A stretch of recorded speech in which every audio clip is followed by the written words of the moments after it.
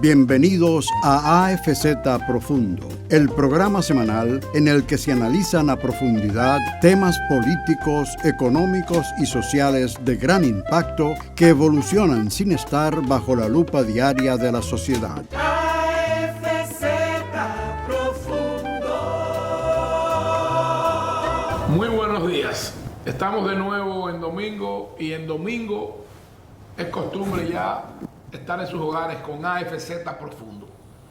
Hoy contamos con la presencia para darle continuidad al tema que nos hemos abocado a conocer y a discutir desde el domingo pasado, que es el tema relativo a las relaciones diplomáticas y los conflictos bélicos que existen en las diferentes regiones del globo terráqueo. Vamos a continuar con don Hugo Giuliani Curi y don Julio Ortega Tous para seguir discutiendo y hablando sobre los temas que ocuparon el programa anterior. Y habíamos quedado en concluir con, digamos que una visión global por región, y nos quedó, digamos, concretamente el tema relativo a el Asia y al Pacífico, más bien al Indo-Pacífico, y también los conflictos latentes en nuestra América Latina. Vamos a comenzar con don Hugo, a escuchar los puntos de vista que él tiene al respecto de estos dos temas regionales, y luego vamos a escuchar a Julio Ortega Tous. Voy a tratar, muchas gracias, voy a tratar de resumir lo que en alguna forma he dicho en los programas anteriores para no repetirme, porque en estos días hemos tenido acontecimientos en ese país que se llama Ucrania. Muy recientes. ¿Cuáles han sido los acontecimientos? El presidente Putin de Rusia reconoció la independencia de esa región, donde está Donetsk y Luhansk. Ese es el Donbass. Sí. Reconoció su independencia el presidente Putin. Inmediatamente reconoció la independencia de esa región, entró con sus tropas para hacer realidad lo que había hecho. Es decir, penetró y dijo, aquí están mis tropas, y no ha habido hasta ahora, que yo sepa, ninguna reacción de Ucrania, que era a quien esa región pertenecía. Por lo tanto, se ve que esa región quería su independencia y que la mayoría, como habíamos dicho, eran pro-Rusia. También, don Hugo, es bueno señalar que en informaciones de prensa muy recientes, en la madrugada del día jueves, Ucrania y su presidente y su Ministerio de Defensa denunciaron que habían desembarcado por Odessa militares rusos en territorio ucraniano. Perdón que le interrumpiera. ¿No? Bueno, ahí va. Yo lo que creo es, y eso es obviamente una especulación de mi parte, es que Putin, ya con las tropas rusas colocadas en esa región, tratará obviamente de seguir presionando a nivel diplomático. ¿Qué busca Putin lograr a nivel diplomático? Dos cosas. Una es que Ucrania firme con él algún tipo de acuerdo comprometiéndose a no entrar en la OTAN, que es la organización militar europea que quiso instalar bases en esa región. Por lo tanto, ese es un punto. El otro punto que Putin busca es indudablemente un acuerdo en que Ucrania diga que no va a participar en la Comunidad Económica Europea. No, en la OTAN. No, ya dije la OTAN, son dos. Él busca la otra también. Okay. Porque ahí hay una gran porción de la población, como he dicho anteriormente, que es pro-Europa en Ucrania. Entonces, es bueno recordar, y a usted, amigo televidente, que cuando Putin invade Crimea y se apodera de Crimea, lo hace para evitar que Ucrania ingresara a la Unión Europea. O sea que es correcto lo que usted está diciendo. entonces, En el 2014. si él logra eso a través de la presión y de las conversaciones a nivel diplomático, no habrá guerra.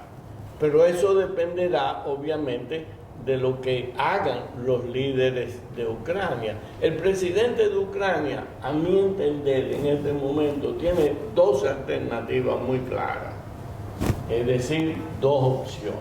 El presidente ucraniano Volodymyr Zelensky, Vladimir. Volodymyr, es una persona que ha anunciado que ya hay muertos y hay combates en la región del Donbass, lo que quiere decir que las acciones bélicas ya comenzaron. Bueno, cuando uno dice que busca por la vía diplomática lograr esos dos objetivos que he mencionado, eso no implica que de vez en cuando esas tropas no hagan algunas cosas, ¿no? Escaramuzas. Escaramuzas en la frontera y muchas otras que pudieran suceder. Entonces, el presidente ucraniano tiene dos opciones: o irse o aceptar la presión de Rusia. ¿Por qué? Porque él sabe que ni Estados Unidos ni los europeos van a poner tropas de ellos y armamentos de ellos en Ucrania para defenderlo. Y por lo tanto, este presidente, que fue cómico, él era un cómico. Sí, comediante. Por favor, hágame un close-up aquí. Esto es de Google y de Wikipedia. Este es el presidente ucraniano que se llama Volodymyr Zelensky. Y es un hombre que ganó unas elecciones democráticas en forma libérrima. Y que está ahí por el mandato del pueblo ucraniano, que es soberano y es el que debe decidir si entra a una alianza como la OTAN o si entra a la Unión Europea de manera soberana. Esa es una decisión que le corresponde al pueblo de Ucrania. Pero en este caso tiene la presión. Sí. Tiene las tropas rusas. Hombre joven. O lo tumban y se va, o acepta la presión, que es lo que quiere Putin. Y por lo tanto, yo creo, como él sabe que Estados Unidos ni los europeos van a poner tropas en Ucrania, él sabe entonces que tendrá que aceptar lo que Putin le dice. Bueno, él ha dicho que van a la guerra y que están preparados para hacer la guerra. Y Boris Johnson, el primer ministro inglés, ha dicho, al igual que su ministro de Defensa, de una forma un poco vulgar, que las tropas escocesas le patearon el trasero al zar en el 1853 y que ellos están prestos a volverlo a hacer. Bueno, todos sabemos que Ucrania no tiene capacidad para tener una guerra con Rusia. Esa es una realidad. No tendrá capacidad para sostenerla mucho tiempo, pero ellos tienen la voluntad de defender su territorio y su país. Claro que sí, pero nadie, en este caso los americanos, no quieren poner sus tropas, ni los europeos tampoco, ninguno de esas de esos dos está... No sé si usted vio, don Hugo, como usted fue embajador en Washington y usted también fue embajador en Londres, el Reino Unido, yo quisiera preguntarle a usted al respecto de lo que ha dicho el presidente Donald Trump, que dijo que si fuera en su gestión, Putin no se hubiera atrevido a hacerlo y que lo ha hecho y ha entrado en territorio ucraniano porque el gobierno de Joe Biden es un gobierno que muestra debilidades. ¿Cuál es su opinión? Mi opinión sobre eso es que Trump lo que hubiera hecho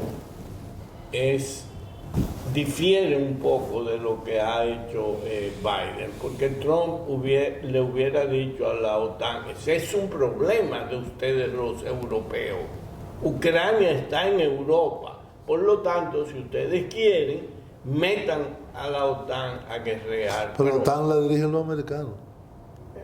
Con el consentimiento, le está dando el consentimiento. La dirigen los americanos. Sí, pero no sus tropas. Pero es bueno señalar que el artículo 5 Tienen 300.000 soldados. el documento fundacional de la OTAN establece que si cualquier miembro de la OTAN es agredido o entra en guerra, los 30 miembros tienen que ir en auxilio y en defensa de ese miembro que ha sido agredido o que ha entrado en ¿Y guerra. cuál es el miembro de la OTAN que ha sido agredido? No, pero si él dice, porque me parece que usted a veces No, yo te estoy preguntando. desorienta las cosas. No, Sí, porque yo no, lo he dicho. desorientarlo es Yo lo he decir dicho. que la OTAN está siendo agredida cuando no hay ningún miembro Yo de la no OTAN he dicho, agredido. yo no he dicho que a ningún miembro de la OTAN lo han agredido. Usted dijo que Trump le hubiera dicho, es un problema de Europa. Y quiero ser muy claro y muy puntual.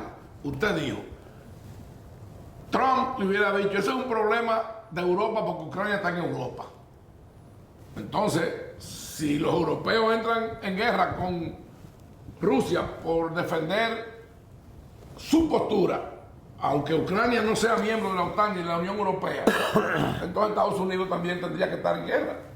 No necesariamente. Bueno, el artículo 5 de la fundación de la OTAN establece que tienen la obligación los países miembros de defender a todos los miembros. Pero no están defendiendo a un miembro. No, En pero este yo no he caso, dicho... Ucrania precisamente no es miembro. Pero vuelvo y reitero que yo no he dicho eso. Y no se deje confundir de mi querido amigo. No, pero yo no he hablado. Julio. No, dijiste que no había ningún miembro de la OTAN. No hay ningún y miembro yo no de he la OTAN. dicho que hay miembros de la OTAN. Estamos hablando sobre el supuesto de que dijo don Hugo que Trump le diría, es un problema de ustedes los europeos porque Ucrania está en Europa. Tienen ustedes que resolver el problema. Entonces, si ellos lo van a resolver, tendrían que entrar en el conflicto. Y ahí estaría obligado Estados Unidos, y quiero ser muy claro para que no se confunda usted, amigo televidente. Bueno, aquí cada quien es dueño de su criterio, pero yo siempre le voy a hablar con la verdad. Y siempre le voy a decir lo que entiendo que es correcto y no voy a andar con subterfugio ni a confundir a nadie. Vuelvo y reitero, don Hugo dijo, si fuera Donald Trump, le diría a los europeos, es un problema en su territorio, resuélvanlo ustedes. A través de la OTAN. Y si es a través de la OTAN, y si ellos lo van a resolver, ¿de qué forma lo van a resolver? Bueno, interviniendo en el conflicto. Entonces ahí estaría obligado Estados Unidos porque el artículo 5 del documento fundacional de la OTAN establece que tienen la obligación de defenderse mutuamente todos los países miembros, que son 30. Perdón. No confundamos al público. Lo que he dicho es que en un caso en que fuese Trump, él hubiera dado apoyo con armamento y con el consentimiento a la OTAN para que hiciera la guerra. Por cierto, que el presidente Trump dijo que el reconocimiento de las repúblicas del Donbass por parte de Rusia es una jugada maestra. Lo es. Dijo. Por eso lo Él es. dijo eso ayer. Lo es porque los americanos, Estados Unidos, No se esperaba eso. no va a poner tropas de ciudadanos El americanos. presidente Biden lo ha dicho y lo ha reiterado, que no va a enviar tropas a Ucrania. ¿Y las guerras dónde se ganan? En el terreno. En el terreno, las guerras no se ganan desde arriba. Ni en la televisión. Ni en la televisión. Entonces, este señor presidente de Ucrania, frente a sentirse débil, Volodymyr Zelensky, Sí. usted se refiere. Ok. a ese mismo. Entonces, ¿qué es lo que va a hacer? Él va a decidir y va a negociar con Putin. Yo pienso, y es mi opinión personal, no la de don Julio. Tú no o la sabes de cuál es don la Hugo. mía. Yo pienso, bueno, ahí volvemos a lo mismo, Julio. Yo no la he Yo te expresado. estoy diciendo que es mi opinión, que no tiene que ser la tuya ni la de él. Quizás es No estoy coincidente la diciendo- mía. Bueno, pero no estoy diciendo que tú has dicho o que tú no has dicho. Cuando te toque hablar, tú dices lo que tú quieras.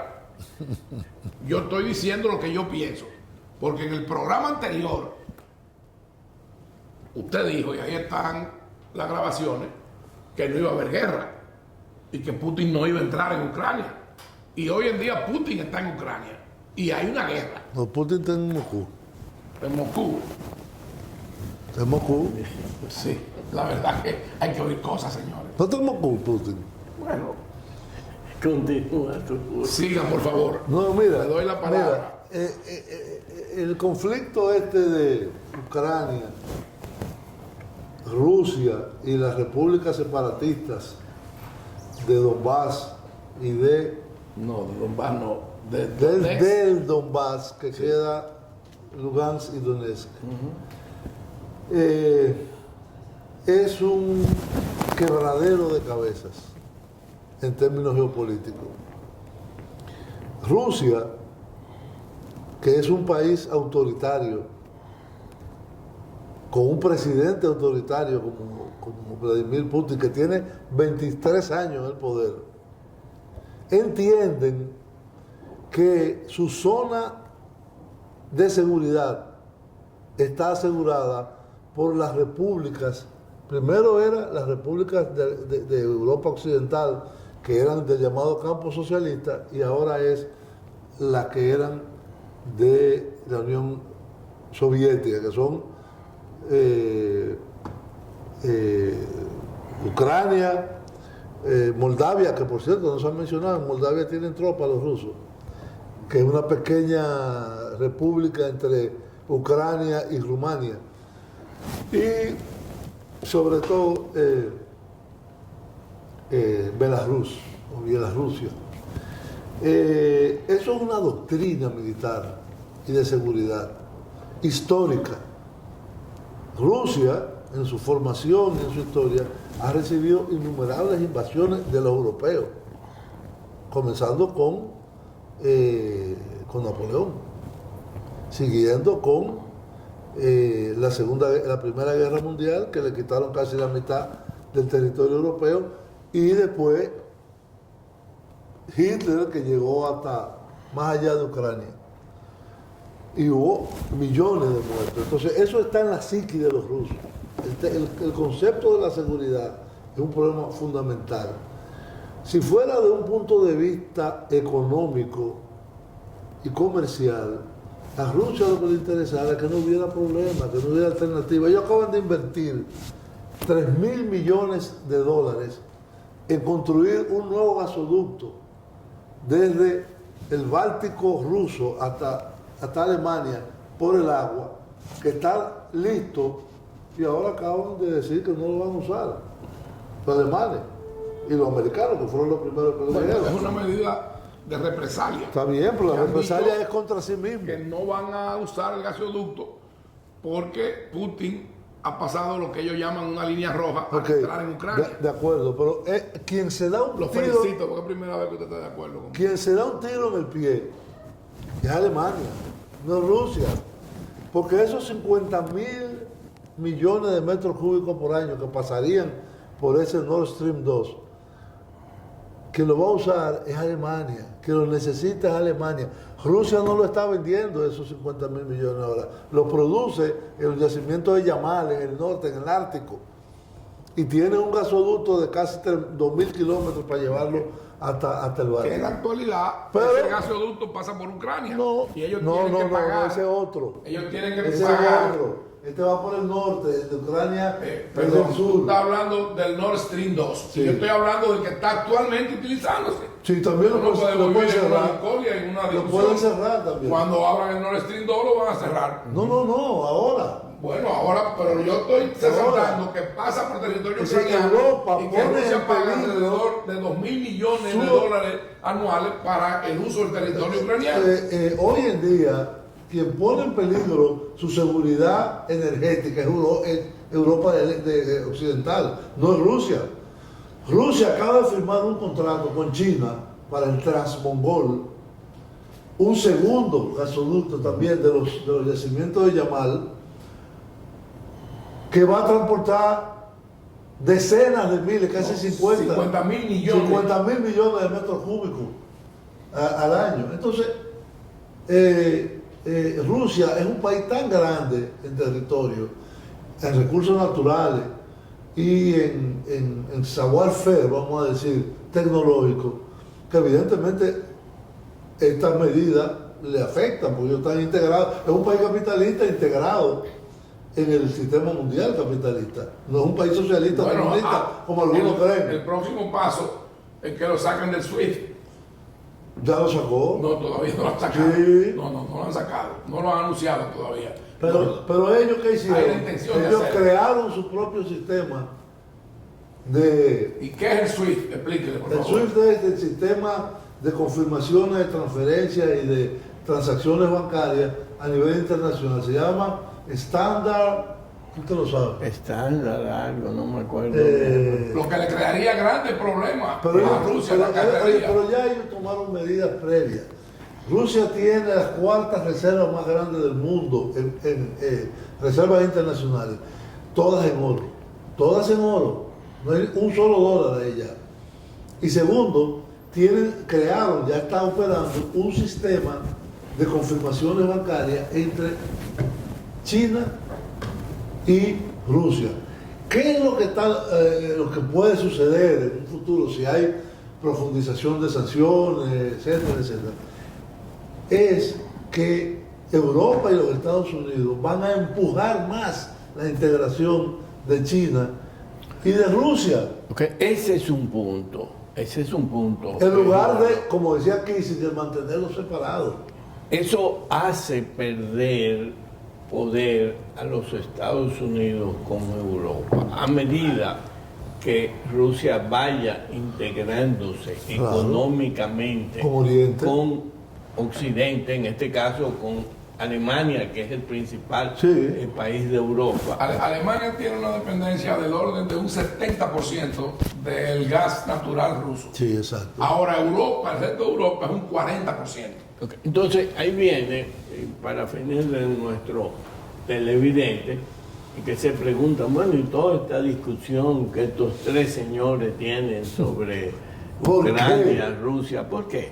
Un conflicto en esa zona, es decir, el conflicto en la parte militar y en la parte económica, de que Rusia suspenda los envíos de gas a Alemania fundamentalmente, eso significa entonces que los precios del gas y del petróleo van a aumentar y por lo tanto No, y de los productos importados. de todo. Lo que está diciendo don Hugo, ya hoy el barril de petróleo rompió la barrera de los $100. Hoy, Sí, Hoy sí. Entonces amaneció eso sobre los $100. significa una mayor inflación para un país pequeño como República Dominicana. que tenemos una inflación alta. Vamos a ver eso quizás cuando hablemos de América Latina. Sí.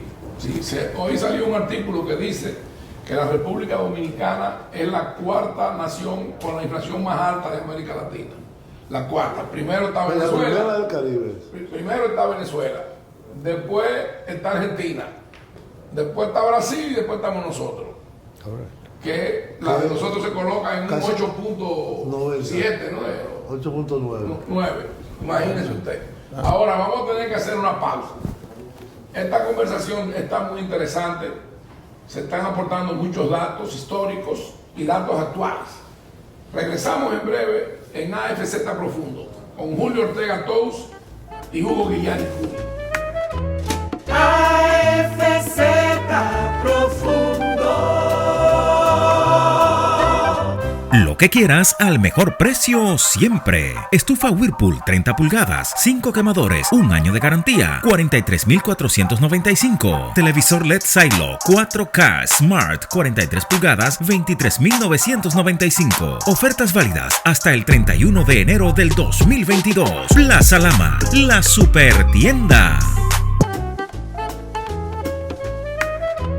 AFZ Profundo.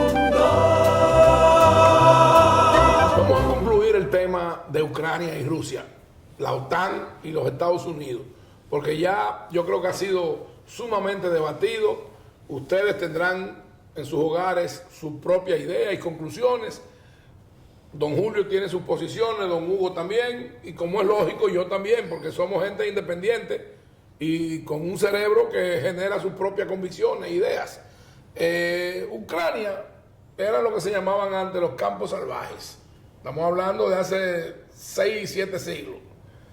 Y la Rus de Kiev, que fue una federación de tribus esclavas, era lo que... Eslavas. Eslavas. Que Dijiste esclavas. me confundí, perdón. Eslavas.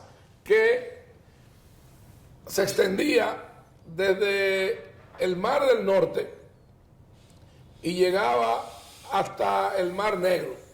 Esa gente eran personas que tenían un origen cosaco y bueno, fueron un imperio, pero con el tiempo vinieron los mongoles, después tuvieron otras confrontaciones, se dividieron, cada país, Bielorrusia, Rusia, Ucrania y otras naciones que conformaban ese conglomerado, ese imperio, pues fueron surgiendo naciones. Incluso tuvo parte en Moldavia, en Polonia, en Rumanía, la Rus de Kiev. Y bueno, hemos llegado a lo que es hoy. Ustedes háganse su propia idea. La confrontación bélica está planteada. Estados Unidos y la Alianza del Atlántico Norte tendrá que tomar posición. Yo les pido a producción que nos ponga una imagen de los bloques y los aliados que tiene, por un lado Rusia y por otro lado Ucrania.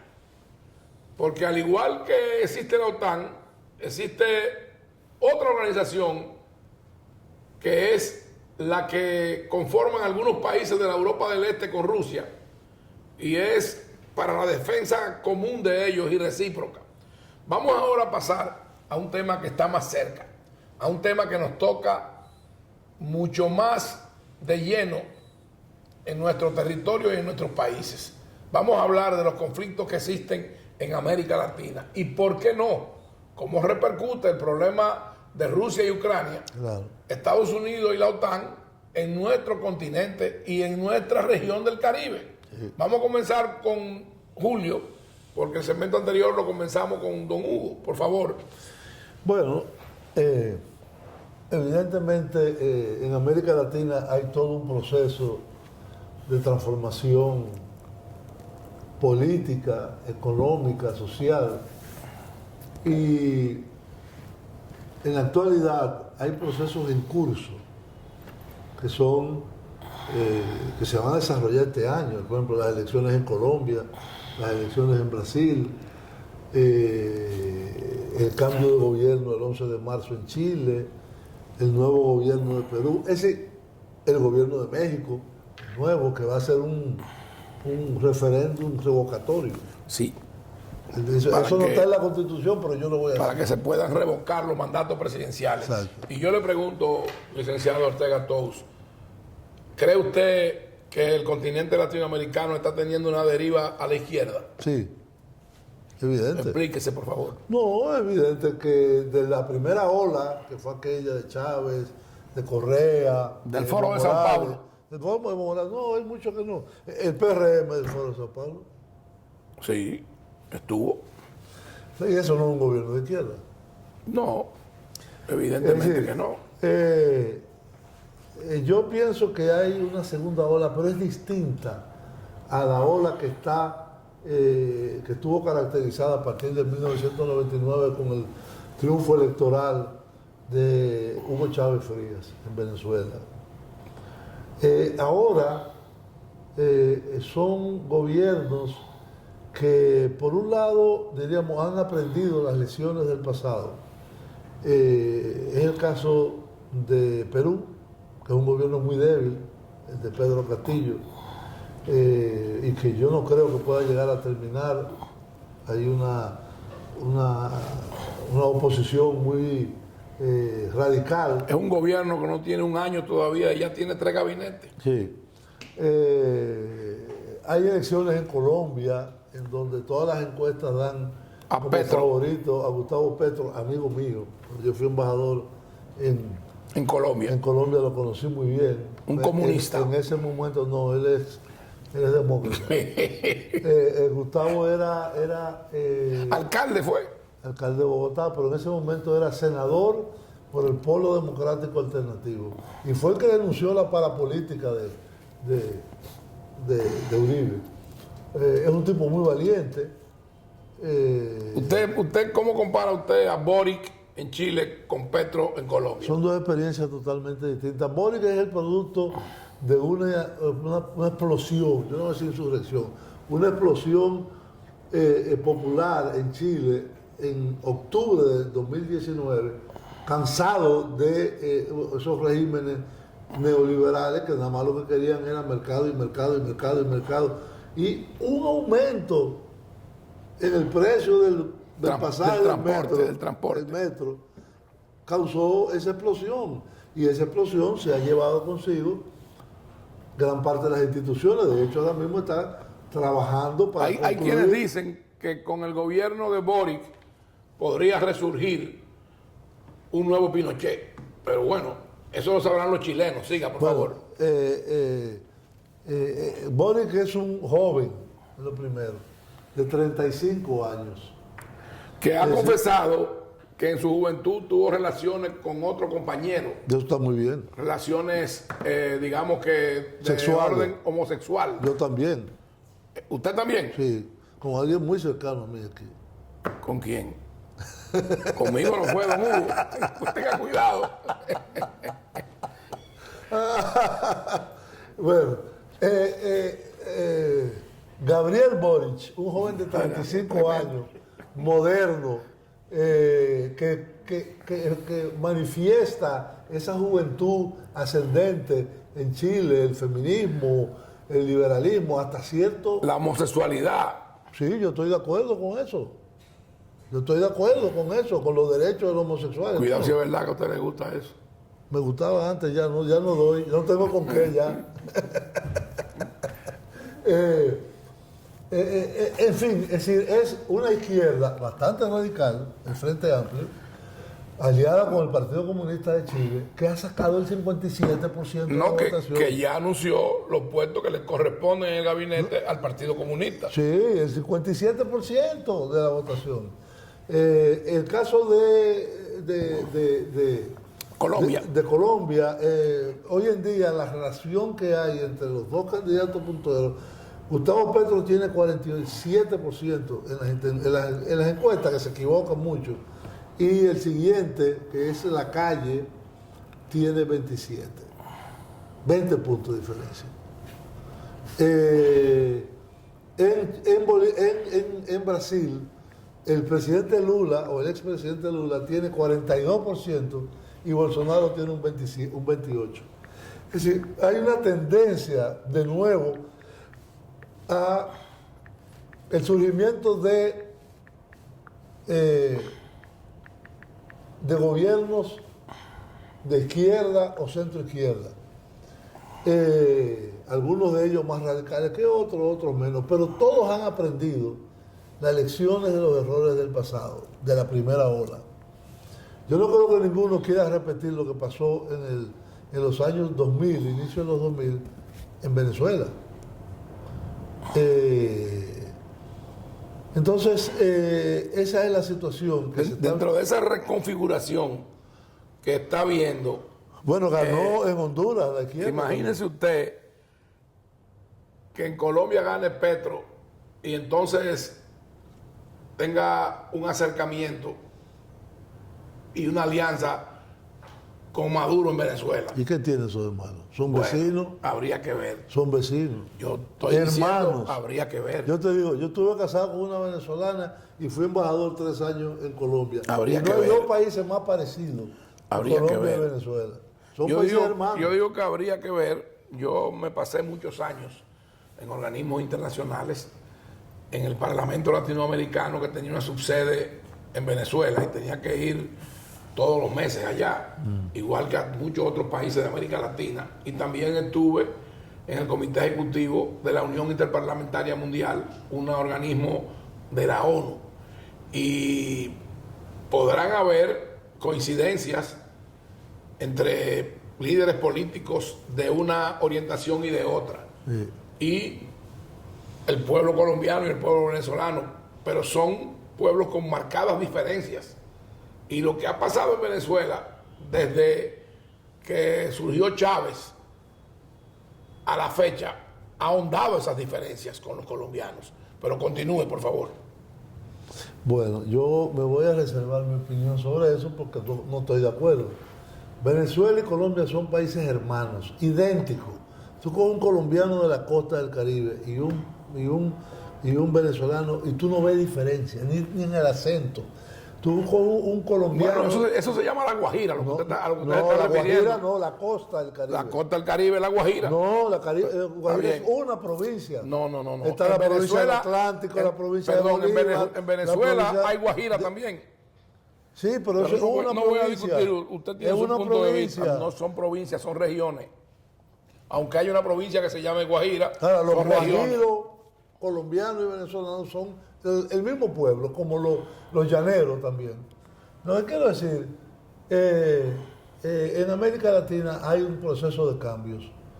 Un proceso de cambio que ojalá madure en un sentido democrático y en cambios profundos en cuanto a derechos democráticos y sociales de las poblaciones que han visto un enriquecimiento de la sociedad, pero que ese enriquecimiento no le ha llegado a ellos. Entonces, el tema geopolítico de América Latina, toda su vida, desde que existimos, es como dijo Porfirio Díaz, tan lejos de pobre México, tan lejos de Dios y tan cerca de los Estados Unidos. Bueno, El gran problema, nosotros hemos sido invadidos 2 veces por los Estados Unidos. igual que Nicaragua. Nicaragua y Cuba y Granada. Haití, Granada, Panamá, etcétera. Entonces, ¿qué está pasando? México también. A México le quitaron la mitad del territorio. ¿Qué está pasando? Quería acotar que en Colombia los principales candidatos ahora en la contienda son Petro, Fajardo y Gutiérrez. Fajardo. Sí, que usted confundió con la calle. Yo quiero decirle que la diferencia que hay en las encuestas es muy grande a favor de Petro, pero todavía falta tiempo para las elecciones. Son este año, Sí, este año, pero falta en tiempo. marzo. Falta tiempo, o sea que En pudiera marzo, variar. el mes que viene, la primera vuelta. Pudiera variar, Pudiera variar. Yo sé que tu deseo es que varíe. claro. Yo me confieso desde aquí, Derechista. uribista. Ni siquiera derechista. Yo soy un seguidor de Álvaro Uribe Vélez. Y es mi amigo. Yo fui Y bueno, le voy a embajador. pedir que ponga una foto mía que con el presidente Uribe Vélez y también con Chávez, que tengo ahí, que me reuní con él varias veces. Fui embajador en Colombia Sí, yo sé. con el presidente Uribe y lo conocí muy bien y lo traté Yo mucho. visité Colombia cuando tú eras embajador. Sí, es verdad. El asunto es que hoy en día en América Latina hay un proceso de transformación política, pero hay un problema geopolítico que puede incidir en este problema de Rusia y Ucrania. Rusia es el principal abastecedor de armas y entrenamiento a Cuba Y a Venezuela también. a Venezuela, y a Nicaragua. Sí. Y a Nicaragua. Aquí vino a visitarnos un señor que era cónsul en Moscú. Y me vino a visitar varias ¿Cónsul veces a de mí, dónde? ¿De dominicano? de Venezuela. Ah. Y ese individuo fue al que Chávez mandó a comprar la primera partida de armas por $5,000 millones. Los Sukhoi. Sí, los aviones. A Rusia. Pero ¿sabes por qué Imagínense. compró los aviones Sukhoi? Porque Venezuela, que es un país importante y que los Estados Unidos cuidaban mucho, era de los pocos, eran Chile, Venezuela y ya, que tenían F-16. ¿Y México? No sé, México. Sí, México tenía, claro, Bueno, y tiene pero todavía. yo sé que Venezuela y Chile tenían F-16. Es un avión moderno de combate, un cazabombardero americano. Ya vamos por el F-35, pero Pues, a esa gente, a Venezuela, le prohibieron venderle las piezas. eso es. Y entonces se tuvieron que ir a comprar su Entonces, Sukhoi. con la subida del gobierno de Chávez, ellos dijeron, mire, necesitamos un carburador, necesitamos tal cosa. Y le dijeron, no se lo vendemos. Y dice, pero yo no necesito, no se lo vendemos. Ah, bueno, está bien. Irán, toma, se lo vendió Irán. Porque los iraníes hacen la pieza. Los aviones quedaron obsoletos entonces por mucho tiempo. Y compraron una flota importante del equivalente, el Sukhoi 32 de Rusia. Y así han comprado tanques y sistemas de defensa aéreo, etc. Pero el punto es el siguiente, hace 2 días atrás, tanto el presidente Maduro como, por ejemplo, los cubanos han sido mucho más moderados en sus declaraciones. Pero el presidente Maduro y el presidente Ortega han dicho abiertamente que apoyan a Rusia, y el viceministro de Relaciones Exteriores de Rusia le preguntaron si era posible que ellos instalaran bases militares en Nicaragua. el Caribe, Nicaragua, Venezuela, Cuba, donde sea. En Cuba ya lo hicieron hace 60 años. Bueno, provocó el problema de Bahía de Cochino. Bueno, lo que está provocando ahora la OTAN con Rusia es el inverso. Y la respuesta fue, es posible. No es ni sí Bueno, ni no. en Venezuela no pueden porque la constitución venezolana lo prohíbe. Eso Pero que en tiene que ver, Nicaragua no y en importa. Cuba sí podrían hacerlo. El asunto es que para nosotros... En cierta medida pudiera ser como dice él, porque la constitución para Maduro no es nada. Está bien. Y para Chávez tampoco lo fue. En cierto sentido, para la República Dominicana, que es el país que está en el medio del Caribe, que comiencen a circular portaaviones, barcos, aviones, rusos y norteamericanos, porque los norteamericanos van a reaccionar, es un problema. El tráfico aéreo y marítimo desde Europa o desde Sudamérica o del norte hacia esos países tiene que pasar por el espacio aéreo y las aguas territoriales nuestras. Sí. Entonces, para nosotros, vernos implicados en ese problema. Yo hoy, por cierto, hoy, saliendo para acá, hoy jueves, que el presidente de la República, saliendo de un consejo superior policial en el Palacio de la Policía, dijo que suspendía todas las actividades programadas por el conflicto entre Rusia y Ucrania para reunir a sus E asesores. incluso se dispuso prohibir el consumo de ensalada rusa. Así. Como una medida de retorsión. Sí. El Retaliatoria. asunto es, Hugo, que yo Vamos creo, a escuchar cuando que Julio acabe a don Hugo, vamos a escucharlo luego. teniendo en Florida el Comando Sur del Ejército Americano y Tiene base en Colombia sí, 7 bases. y en Guatemala. Pero el Y en Comando Sur Honduras. es el importante. Sí. Ahí hay portaaviones, ahí hay de todo. Y está ahí ¿cómo que se llama la parte del sur de Miami? Cuando yo presidí, Esa es la base de... Ay, hombre. En Cayo Hueso. cuando a mí me tocó presidir el show aéreo que se hizo aquí, el más grande que se ha hecho, no en el que hubo la tragedia, aquí vino el jefe del Comando Sur cuando vinieron los aviones que ellos nos facilitaron, y nos reunimos con el presidente Leonel Fernández en privado, el jefe del Comando Sur, el embajador de Estados Unidos, el presidente Fernández y yo.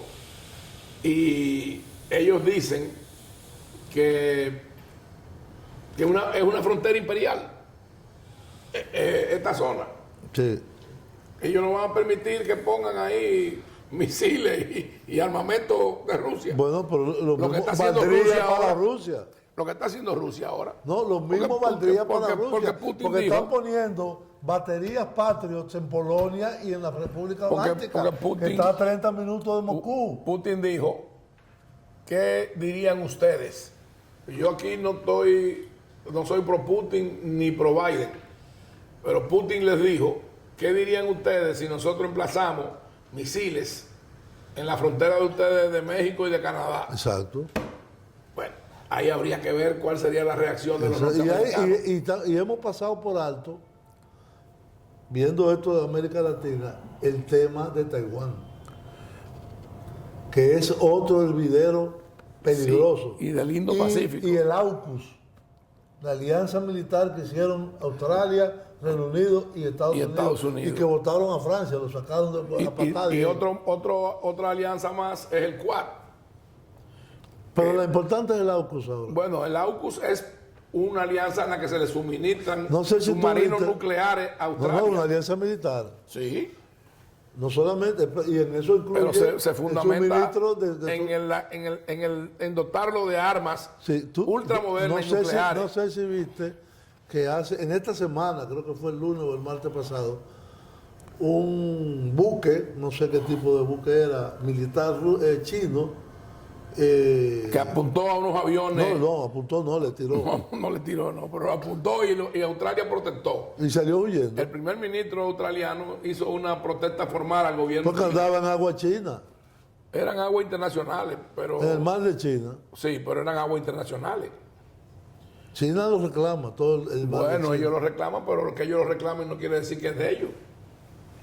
Eso está en una disputa tremenda. Don Hugo, vamos a escuchar la opinión de usted a ese respecto, porque existe una probabilidad grande de que en respuesta a esta situación que hay en la frontera de Rusia con Ucrania y con esos países que son Estonia, Letonia, Lituania, Polonia, Hungría, Rumanía, que tienen armamento. Bueno, ellos son medio neutrales en ese caso. Se inclinan más a Putin que... Sí.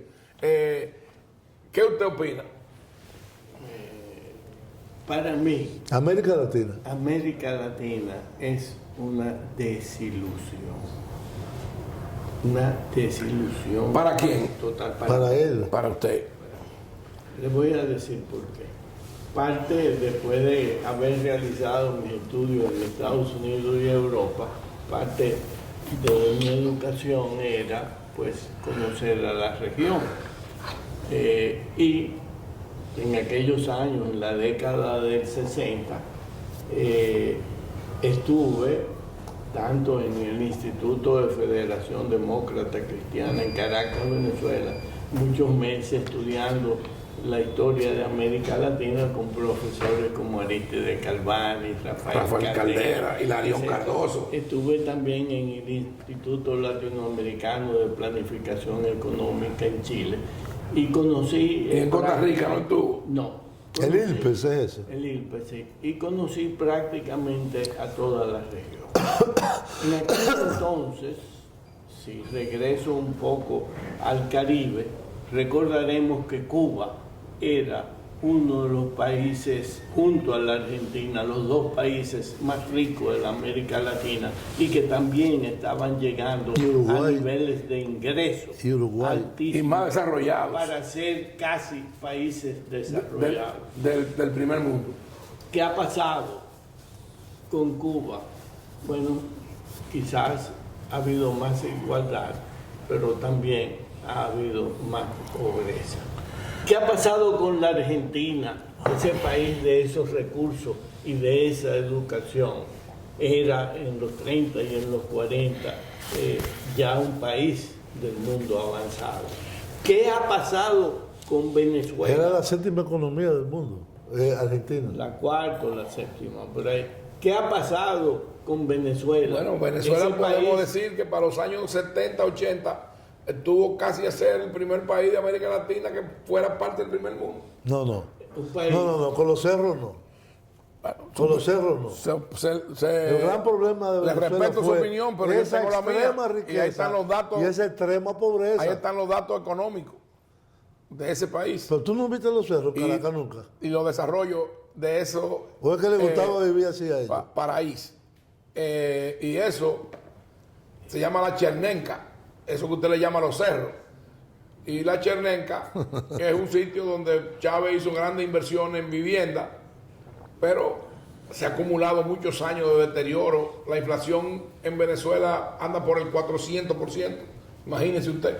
Bueno, en Dígame. ese caso de Venezuela, el país con unas reservas petroleras enormes que no ha sabido invertir esas riquezas. Es, por cierto, en Venezuela y en Perú, donde yo, todavía joven, comenzando mi carrera, veo por primera vez la marginación, en el caso de los cerros, y también en la parte de Lima, donde se iban creando esos barrios marginados. Bolsones de miseria.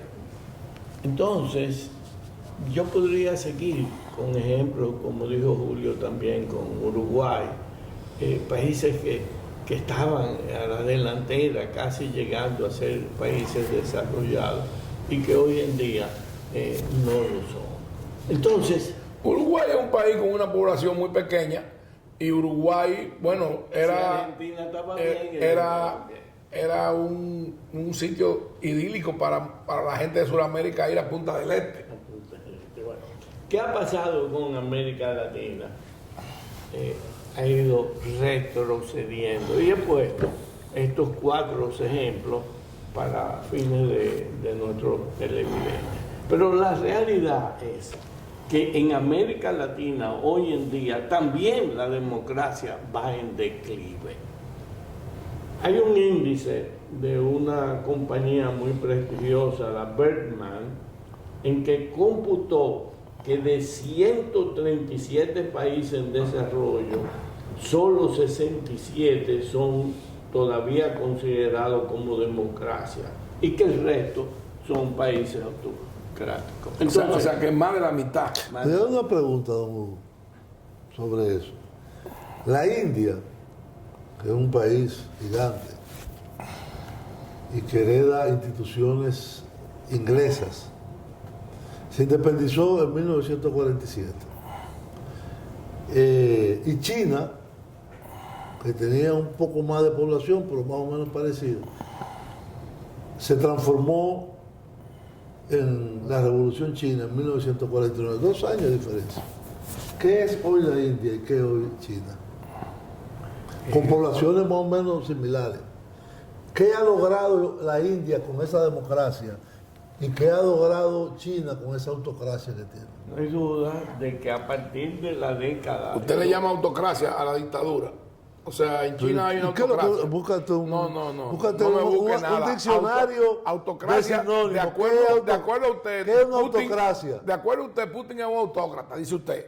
Un Pero Putin dictador, te lo Putin dije. hace elecciones. Pero te lo dije, Pero un Putin dictador. hace elecciones disfrazadas. Y Trujillo hacía elecciones aquí. Bueno, pues entonces un dictador también. Sí. Siga diciéndome, don Hugo. No quiero desviarme, pero China indudablemente... Tú estás muy sensible con las cosas que yo digo. No, yo no estoy sensible con las cosas que usted Muy dice. sensible. Yo no quiero que usted Tiene confunda la al público epidermis. con su versión izquierdosa. Bueno, pero yo digo lo que yo crea. Tú me invitas, no con una condición ideológica. Usted viene si es derechista, ¿no? No, pero ¿y quién ha dicho eso? Yo No, soy democrático. por Yo sí eso soy te democrático. digo. Hace más interesante el programa esto. Desde Los luego. intercambios. Pero desde Y luego. las diferencias. Que todo el mundo Estoy coincide de acuerdo lo con mismo. usted y del debate surgen cosas muy buenas, Muy buenas. la confrontación de las ideas. Sígame diciendo. Un dictador es un autócrata.